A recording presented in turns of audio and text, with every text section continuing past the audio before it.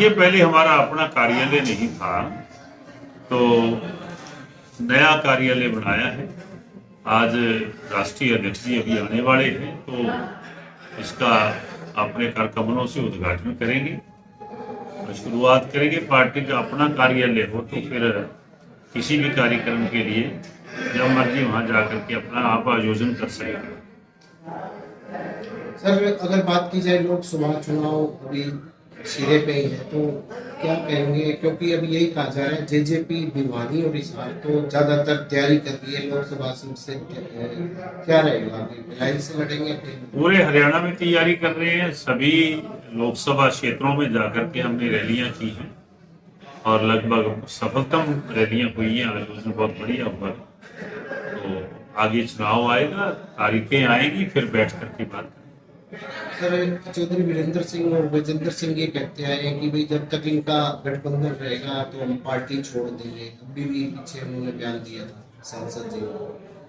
वो मामला between Bharatiya Janata party और उनके हैं या किसके हैं, ये तो नहीं मैं कह सकता। चौधरी वीरेंद्र सिंह कभी किसी के शायद नहीं बन करके रहे। उनके सोचने का है, वो एक दूसरे को चैलेंज है, क्या है उनका मामला है। हमारा उनसे कोई ताल्लुक नहीं, कोई नाता नहीं। वो ठीक है, नाप शनाप बहुत सारी बातें कहते रहते हैं, लेकिन मैं उसके बारे में कुछ नहीं कहूँगा। वो तो भारतीय जनता पार्टी उनकी बात का जवाब। तो सर, अभी जो किसानों का जो आंदोलन चल रहा है, जिसमें किसानों पे आंसू गैस की गोलियां भी छोड़ी गई है, तो विपक्ष के लोगों का कहना है कि जो सरकार है अत्याचार कर रही है, किसानों के आंदोलन आगे नहीं जाने दिया, हरियाणा में रोका जा रहा है। देखिए, गंभीर मुद्दा है। जहाँ किसान एजिटेटेड है अपनी बातों को लेकर के, वहीं दोनों पक्ष, सरकार भी, केंद्र की सरकार और किसान, दोनों को गंभीरता से इस मामले को लेना चाहिए। कैजुअलिटीज टेक हो चुकी है, बहुत सारे लोगों की चोटें भी आई, चाहे हमारी फोर्स का मामला हो, चाहे किसान लोगों की बात हो। तो ये ऐसी चीजें, इसकी पुनरावृत्ति नहीं होनी चाहिए। मैं मान के चलता हूँ कि सरकार भी गंभीरता से ले और किसान भी संयम से काम लें, ताकि ये बातचीत के जरिए मसला हल हो। सर, जो किसानों ने जो मांगे रखी हैं, आप कितना उनको सही मानते हैं? कितनी जायज और कितनी नाजायज? मांगे बहुत ज्यादा है उनकी, तो जो समक्ष रखी है सरकार। किसान ने अपनी बात रखी है एमएसपी को लेकर के और बहुत सारी चीजों को लेकर के। ये बैठकर बात का मसले का हल करने की बात मैं तभी कहता हूँ कि उससे विचार एक दूसरे के सुन करके फैसला लिया जा सकता है, कम ज्यादा करके। तो मैं ये तो नहीं कहूँगा कि अन्नदाता कहीं गलत है, लेकिन मैं ये कहूँगा कि नुकसान नहीं होना चाहिए और सरकार और देश का किसान, उनका आपस में इस तरीके से प्रतिस्पर्धा भी नहीं होनी चाहिए कि वो आपस में लड़ें। आपस में बैठ करके इस मसले का हल करना चाहिए। सर, अगर बात की जाए लोकसभा चुनाव को लेकर, मतलब अभी तक कितने आपने प्रदेश भर में कार्यालय खोले हैं और किस तरह की आपकी तैयारियां रहेंगी?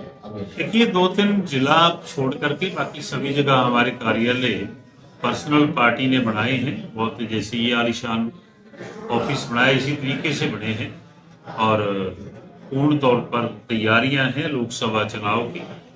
उसके लिए चुनाव की जैसी तारीखें आ जाएंगी उसके बाद बैठ करके बात करेंगे, फिर चुनाव में। सर, एक बहुत बड़ा हत्याकांड हुआ है लफे सिंह राठी जी का। 11 गोलियां उनके शरीर से निकली है। लोग काफी निराश हैं, तो गिरफ्तारी की मांग कर रहे हैं। उसमें बीजेपी के विधायक सहित अन्य लोगों के खिलाफ मामला दर्ज हुआ। क्या कहेंगे? देखिए, हिंसा किसी भी तरह की हो वो गलत होती है और ये तो बहुत ही दुखदायक है। किसी पार्टी के प्रदेश के अध्यक्ष और विधायक 2 बार रहे और मैं मान के चलता हूँ कि उनको इस तरीके से हत्या कर देनी, वो बहुत ही दर्दनाक है। मैं तो उनके परिवार के साथ संवेदनाएं भी प्रकट करता हूँ। कल उनकी अंत्येष्टि में भी जाकर के आए थे और मेरे तो व्यक्तिगत संबंध भी थे उनके साथ। तो ऐसी हत्याएं होना ये बहुत ही गलत, मैं तो उसकी निंदा करता हूँ और पहले भी कहा, अब भी कहूँगा सरकार से कि जो अपराधी हैं जिन्होंने ये जघन्य कांड किया है, उनको पकड़ करके उनको सजा मिलनी चाहिए। सर, विपक्ष के लोगों का अब ये कहना शुरू कर दिया कि कानून व्यवस्था यहाँ चौपट हो गई है, जेजेपी और बीजेपी गठबंधन सरकार में विपक्ष ने लगातार ये आरोप लगाए, कल भी जयप्रकाश ने ये आरोप लगाए इस तरह। विपक्ष कहा करता है ये ऐसी घटनाएं मैं समझता हूं कि नहीं होनी चाहिए, लेकिन कोई भी किसी भी पार्टी का राज हो उसमें हिंसा तो कहीं ना कहीं रहती है, तो मैं समझता हूँ कि ऐसी उसकी पुनरावृत्ति नहीं होनी चाहिए। सर, ये अंतिम सवाल, किसानों का सर क्या लगता है किस तरीके से समाधान होना चाहिए, आपको क्या लगता है, आप क्या समझते हैं? जैसे मैंने कहा कि बातचीत के जरिए अगर बैठ कर के उसका समाधान निकाला जाए तो उससे सस्ता और टिकाऊ को समाधान नहीं माना जाता है, तो उस एजिटेशन को रोक करके उनको बिठा करके टेबल पे बैठ करके मसला हल होना चाहिए।